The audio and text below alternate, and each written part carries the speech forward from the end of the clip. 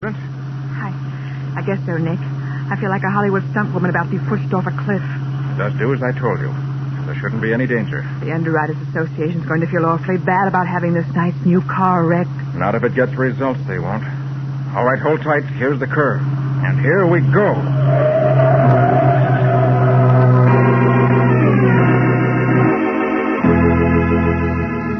Now, the case of the Lucrative Rex. Today's exciting Nick Carter adventure brought to you by Old Dutch Cleanser. Our story begins with a young couple, Bob and Peggy Anderson, trying out their brand new car. Listen to that motor purr, Peggy. Oh, it feels good to be at the wheel of a new car again. Bob, this hill is steep. Maybe there's a curve at the bottom. If there were a curve, it would be marked. You don't see any marker, do you? No, but... Bob, there is a curve. Huh? Gosh, hold tight, Peggy. The fence! We're going through the fence!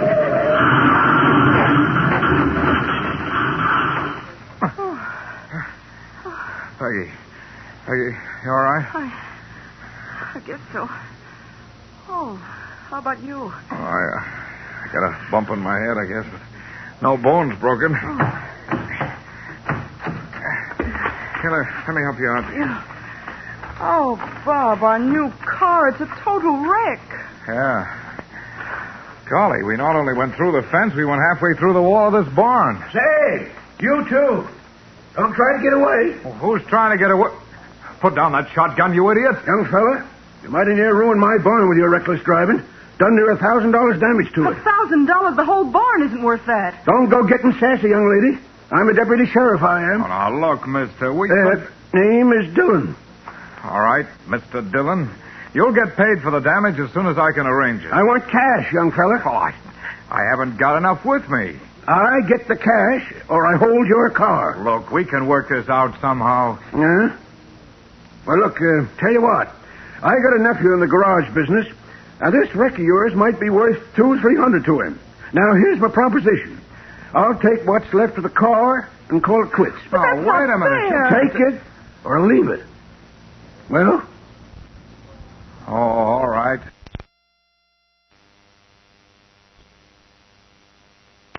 I'm licked.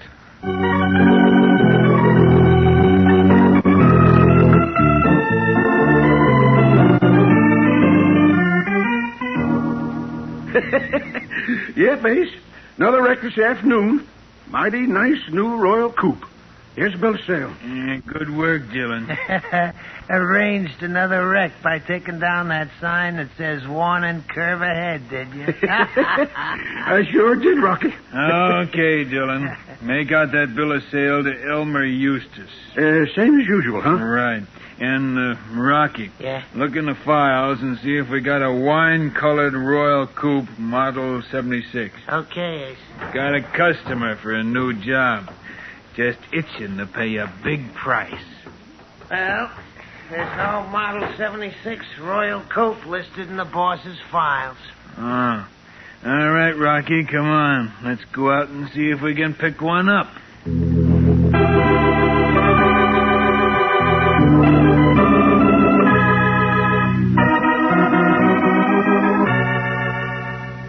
Well, there are the records, Mr. Carter. In the past 3 months, there's been a positive epidemic of thefts of new cars. But Mr. Benson, hasn't a single car been recovered? Not one. That's why the Underwriters Association is asking you to take the case. Very well. But I warn you, I'll have to have a free hand, no matter how strange my methods may seem. Of course. Now, what can we do for you first? I'd like a list of all the cars stolen in the last 3 months, together with the names of their owners. Certainly. Oh, Miss Collins. Yes, Mr. Benson. Have you the car theft file? Oh, yes, Mr. Benson. I thought you'd want it. Here it is. Oh, thank you. That's all right now, Miss Collins. Yes, Mr. Benson. Here you are, Mr. Carter. Anytime you want me, day or night, please call me. If I'm not in, call Miss Collins. Oh, here. Here's her home phone number, and here's mine. Thanks. Now, if you'll excuse me, I've got some work to do.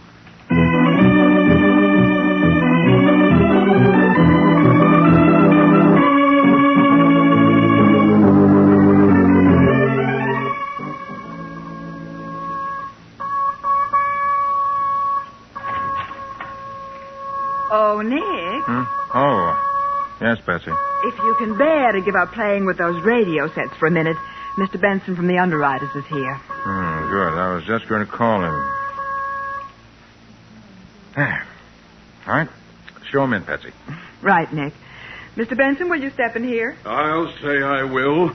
Mr. Carter, do you realize that it's 48 hours since we gave you a free hand on this case? And in that time, you haven't lifted a finger. Oh, yes, I have, Mr. Benson. In my own way, of course. Do you know that another one of our clients had his car stolen last night? Yes, I know, and I'm sorry. But I couldn't do anything last night. Now I can. Well, that's something at least. I'll need 3 cars from you. 3 new cars. 3 new cars? What for? That I can't tell you. But give me the 3 cars, and I think I can promise you action in a hurry. Well, all right. I guess it can be arranged. I'll have them here this afternoon. But frankly, Mr. Carter, we want results.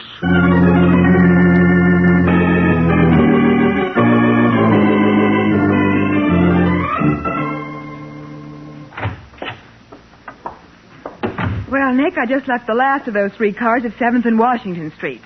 Now maybe you'll break down and tell me what this is all about. Why, Patsy, I thought you'd figure the whole thing out by now. Oh, all I know is that you had me park those 3 beautiful new cars in different parts of the city, and they're supposed to be bait for this car-stealing gang.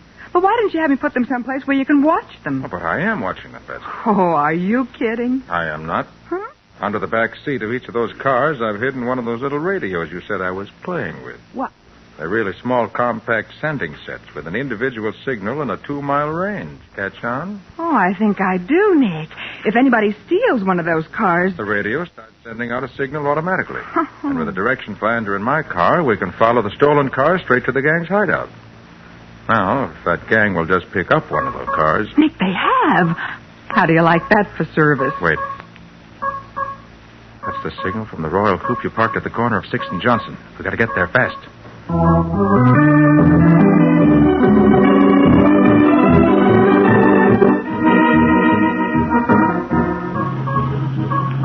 It must be straight ahead of us, Nick. The signal's been getting louder ever since we turned that last corner. Yeah. Thieves are taking it out this road.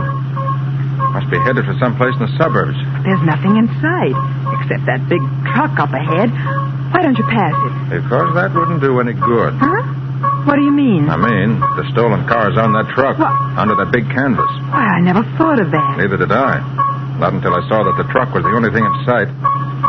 Pretty clever way of transporting a stolen car, isn't it? Oh, I'll say it is. A freight train coming. Yeah, I better stop back here. I don't want to get too close to the truck. They might see... Nick, the truck's not stopping. Great Scott! They're going to try to get across the tracks in front of the train. Oh, Nick! Confound it, they made it. But we can't. And look at the length of this train. It must be a mile long. Worse than that, it's stopping. Well, how do you like that? I don't. Before this darn thing gets out of our way, that truck will be so far away we won't be able to pick up the radio signal. Certainly looks as though luck's against us.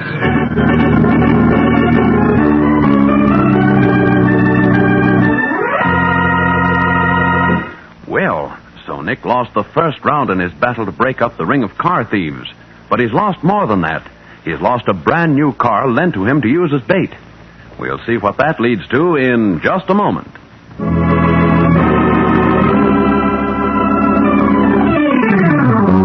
Now back to the case of the Lucrative Rex. Today's Nick Carter adventure brought to you by Old Dutch Cleanser. It is the following afternoon, and Nick and Patsy in Nick's car are cruising around town, hoping to pick up a signal from one of the other cars they planted as bait. Hadn't been for that doggone freight train, I might have the gang rounded up by now. Nick, listen. Huh? That's the signal from the radio in the Royal Coupe that they got away with. Yeah.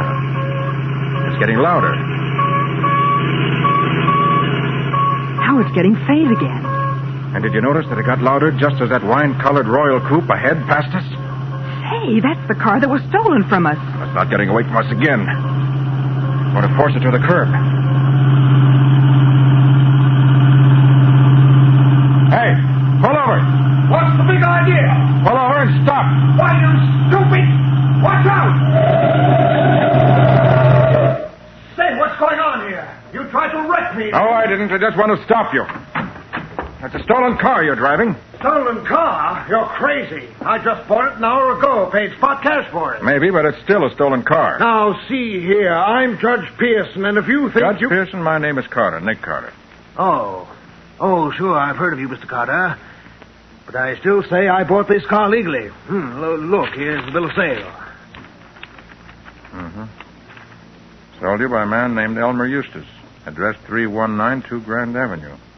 The bill of sale's in order, all right. Well, the engine number it gives is wrong. But it can't be wrong. Look at the number on the engine and see for yourself. Thanks, Judge, I will. This is the car, all right. I recognize that tiny scratch on the door. So do I. The engine number will clinch it. Just let me get the hood up. Mm-hmm. Now, let's see. D477789. Well, that's the number on the bill of sale. But that's not the motor number of the coupe that was stolen from us. No, it's not. And it's obviously the real motor number. Hasn't been tampered with in any way. Well, are you satisfied? Yes, I guess I've made a mistake, Judge. I told you so. Next time, better make sure of your facts. Well, Nick, you let him go. You didn't even look to see whether the radio was under the back seat. Didn't have to, Patsy. That's the car that was stolen, all right, even if the engine number is different. Well, Patsy, listen. Go down to the Motor Vehicle Bureau and find out who originally registered a Royal Coupe with motor number D477789. right. Where are you going? Going to drop in on Mr. Elmer Eustace, the man who sold that car to Judge Pearson.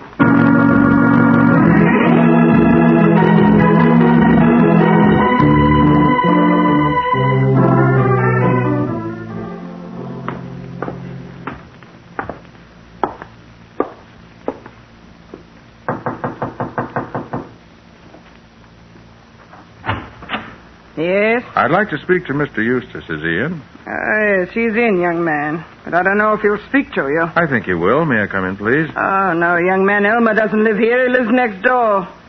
Next door? Yes, right there on the other side of the fence. But that's a cemetery. Yes. Elmer's been dead 20 years.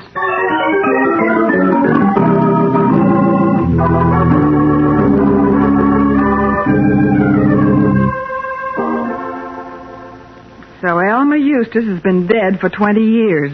Yes, Patsy, very dead. Huh. And what did you find out at the Motor Vehicle Bureau? Oh, well, the car you asked about was registered several days ago by a man named Robert Anderson. He lives only a few blocks from here, so on the way back, I stopped in to see him. What did he say? Well, his story, Nick, is that he bought a wine-colored Royal Coupe and wrecked it the same day. He gave the wreck to a man named Frank Dillon to pay for damage the car did to Dillon's barn when it ran off the road.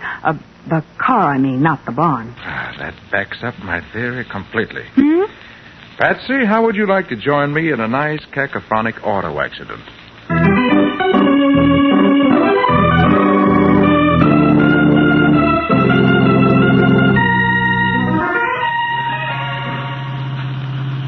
All set, Patsy? Well, I guess my football helmet's on's had enough, Nick. I feel just like a movie stunt girl who's about to be pushed off a cliff.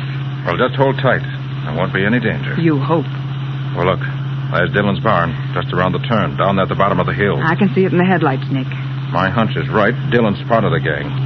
My bet is that he's responsible for the accident young Anderson had. And somehow or other got Anderson to turn the wrecked car over to him. But if you think the gang also stole the Royal Coupe we used as bait... It was the same model as Anderson's, Patsy. Only they took the engine out of Anderson's car and put it in the stolen car. But why would they do that? Because they got the bill of sale from Anderson. Then when they put the engine from his car into the car they stole, the whole deal looked very legal. So that's how they disguised the cars they stole. That's how. And now we're going to have the same kind of accident Anderson had. Okay, Patsy, here's the curve. Hold tight.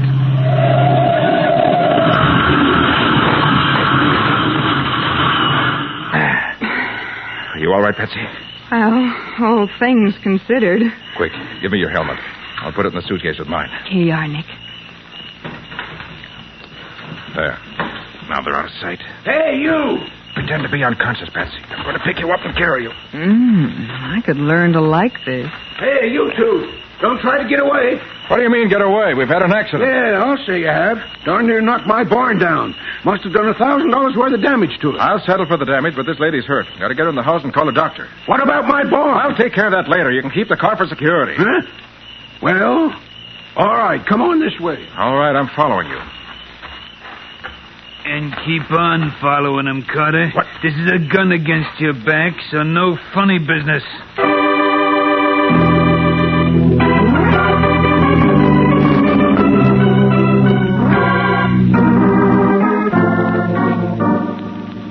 All right, Carter. Put the dame on that sofa and sit down there with her.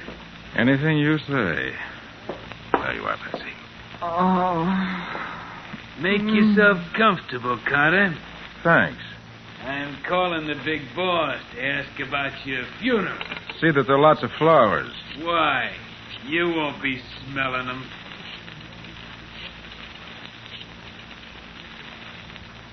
Hello, boss. This is Ace Williams. Listen, Rocky and me are at Dillon's. We were giving him his payoff tonight when in walks Nick Carter. Yeah, tried to pull a fake accident, but me and Rocky got the drop on him. Now, look, boys, I got an idea. He's already wrecked his car, see? So why don't we put it on the truck and haul it out to the old Morgan quarry? That's about 60 feet deep. Nick. Quiet.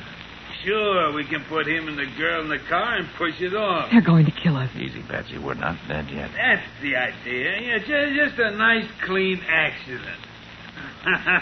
Okay, goodbye. Well, Carter, you can pick up the dame again. The four of us are going for a little ride. But only me and Rocky are coming back.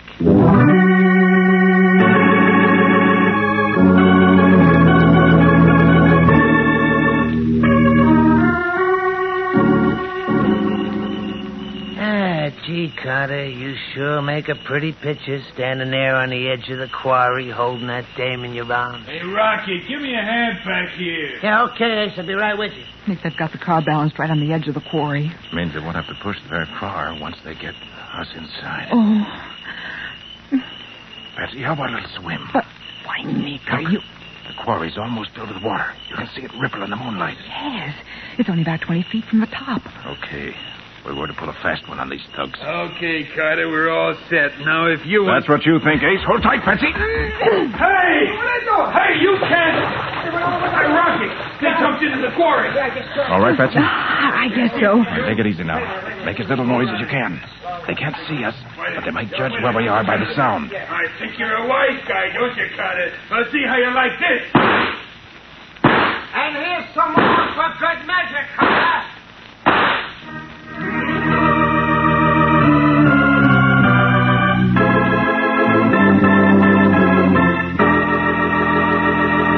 Well, for the moment at least, Nick and Patsy have beaten the crooks at their own game. But they're not out of danger yet. We'll see what happens next in just a moment.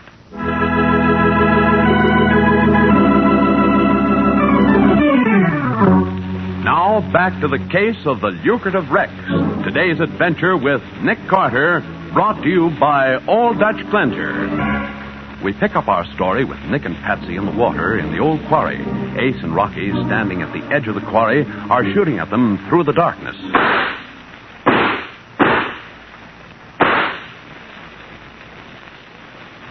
They've stopped firing.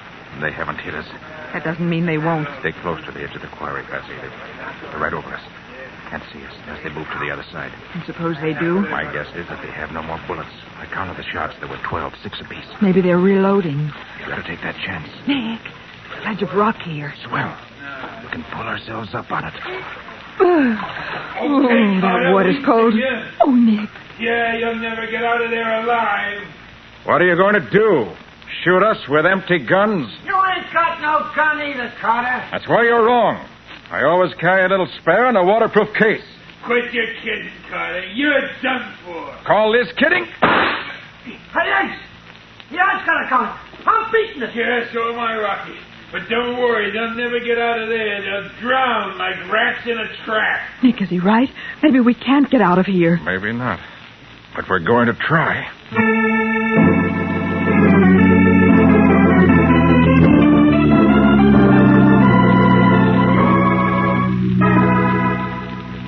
Well, Patsy, that wasn't so bad, was it? Oh, now that it's all over, it wasn't so bad. But for a few minutes, Nick, I thought we'd never live to get back here to the office. Well, we made it, and that's all that counts. Dry clothes help, too.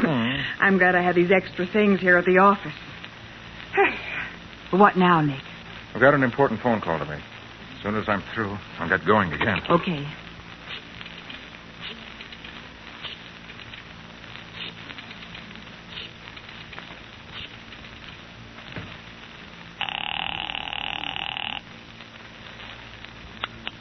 Hello? Hello, Miss Collins. This is Nick Carter. Oh, yes, Mr. Carter. I have an important message for Mr. Benson. He doesn't seem to be home. Could you take it down and try to locate him? Why, of course. What is the message? Just tell him that I've identified 3 of the gang and have a police dragnet out for them. Hope to have them in custody by morning. Mr. Benson will be delighted to hear that, Mr. Carter. I'll see that he gets the message as soon as possible. Thanks very much, Miss Collins. Good night. Well, that's that. And now I'm going out to find that gang's headquarters. Find their headquarters. But, Nick, they didn't give us a single clue to its location. Oh, yes, they did. Just one clue. Huh? And I'm going to build that clue into a whole court full of convictions. But, Nick... You stay here by the phone. And when I call, come running with Sergeant Mathison. And every man he can get his hands on.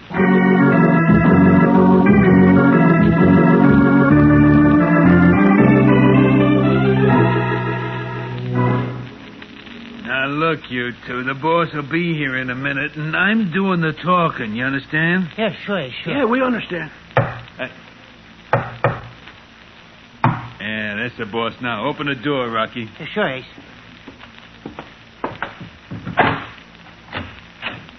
Come in, boss. We're all here like you wanted. Close that door. Yeah, sure. Fools. Bunglers. Huh? Well, what do you mean? So you got rid of Nick Carter, did you? Yeah, sure we did. And I suppose it was his ghost that just telephoned me. Just telephone you. Nick Carter? He did. And he's identified all 3 of you. But it ain't possible. You didn't kill him. So now I gotta kill you. All of you. Oh, Mrs. Eustace, now wait, listen. You failed and you put me in a dangerous position. If I let you live, you know what it'll All happen. right, drop that gun, Mrs. Eustace. Hey, Carl, Where did he come from? Pretty good act you put on this morning when I came out to question you. But I didn't stay fooled. You cowards. If one of you won't do something... I'll shoot the first man that moves. We ain't moving, Carter. Good. Now drop that gun, Mrs. Eustace. Kick it over this way. That's better. Hey, look, Carter, how'd you find us? You'll find out, Ace. But first, if Mrs. Eustace doesn't mind, I'd like to remove her wig. It is a wig. This is going to be quite a shock to Mr. Benson, isn't it, Miss Collins? Hey, what's this Miss Collins stuff? Yeah, I thought she was Mrs. Eustace. She's both. You see, boys, by wearing this gray wig, Miss Collins became Mrs. Eustace. Well, I'll Of course, be... by the time Miss Collins gets out of jail, she won't have to wear a wig. Her own hair will be gray.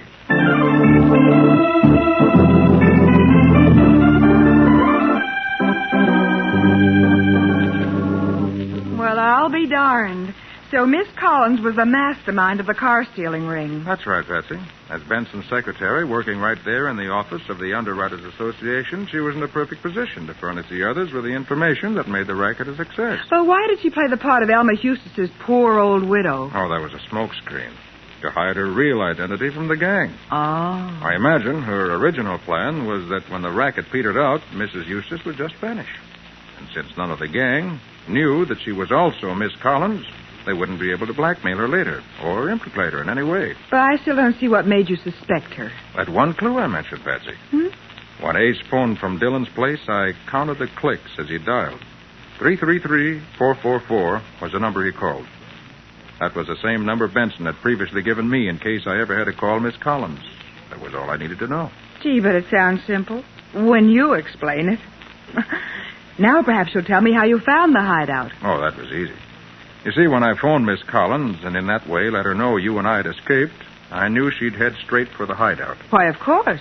Well, I got to the place she lives just before she left. Oh, but how'd you find out where she lived? Had Matty trace her phone number. He gave me her address this morning. And where did she live, Nick? Right smack across the street from where Mrs. Eustace lives. Well, what do you know? From there on, it was a cinch. I saw her when she came out of the house fixed up as Mrs. Eustace, and then followed her straight to the hideout. Any more questions? Oh, yes, teacher. Who owns that spiffy new sedan parked outside of the curb? That? Well, Patsy, it just happens that was on order for Miss Collins. But since she won't be needing a car for 10 years or so, the underwriters bought her and insisted on presenting it to me. Well, oh, that's wonderful. Miss Bowen, may I give you a ride home? Why, Mr. Carter, it will be a pleasure. It isn't every day that a poor working girl... Oh, Nick, that truck. It's going to skid right into my car. Oh, Nick, if that isn't the darnest break. Here I get a brand new car and don't even get a chance to blow